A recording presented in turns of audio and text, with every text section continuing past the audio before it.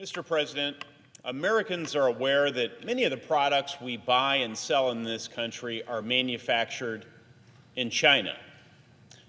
But fewer may know that most of the Chinese goods come across the ocean and into our ports on Chinese ships, whether they're flying the Chinese flag, whether they're owned or operated by Chinese companies, or even built in Chinese shipyards. But what may come as a shock is that those same ships could also carry deadly weapons. That's right, Mr. President. Hidden among the shipping containers carrying appliances, clothing, and household goods might well be missile launchers and drone launching systems. Arriving undetected, they could target our cities, destroy our infrastructure, and kill our citizens. This is a possibility American leaders must prepare for now. Naval analysts confirm that China is retrofitting cargo ships with deadly weapons.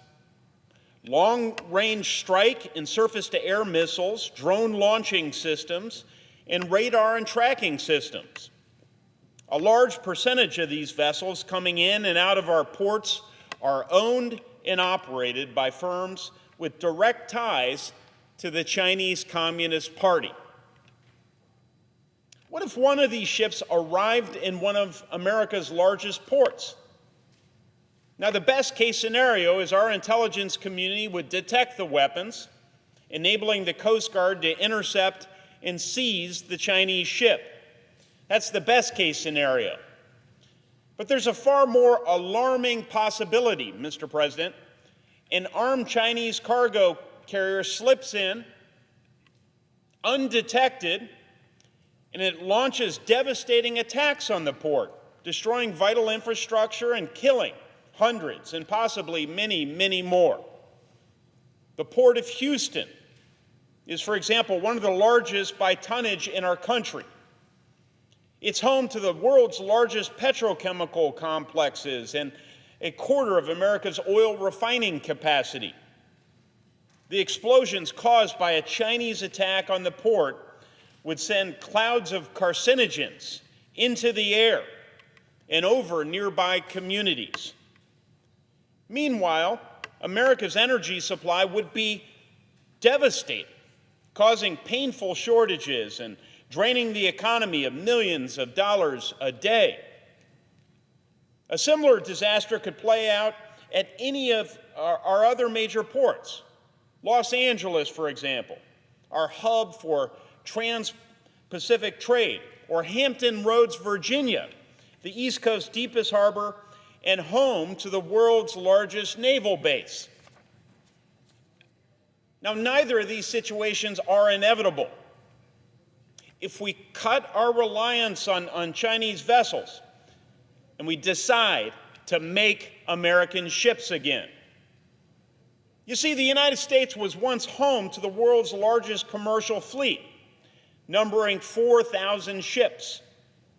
Today, we manufacture only a handful of commercial vessels each year. China can build over 1,000. In total, the United States has fewer than 100 ocean-going commercial vessels, while China, they have nearly 6,000, the largest fleet in the world. Letting our maritime industrial base continue to rust is a great risk.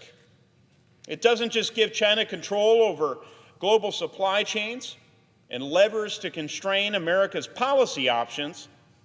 It presents the Chinese Communist Party opportunities every day to sneak weapons into our cities.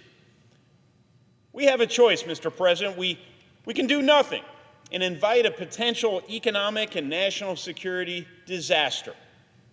Or we can rebuild our fleet. We can end our dependence on Chinese ships, and we can open up a new era of American shipbuilding. I choose the latter. I choose restoring American maritime dominance. The Ships for America Act is the best way to accomplish this. The bill would encourage the construction of new ships in shipyards through tax incentives. It will deliver deregulation and permitting reform to reduce costs and speed the delivery of new vessels. It also will modernize training programs at our maritime academies and recruit a new generation of mariners.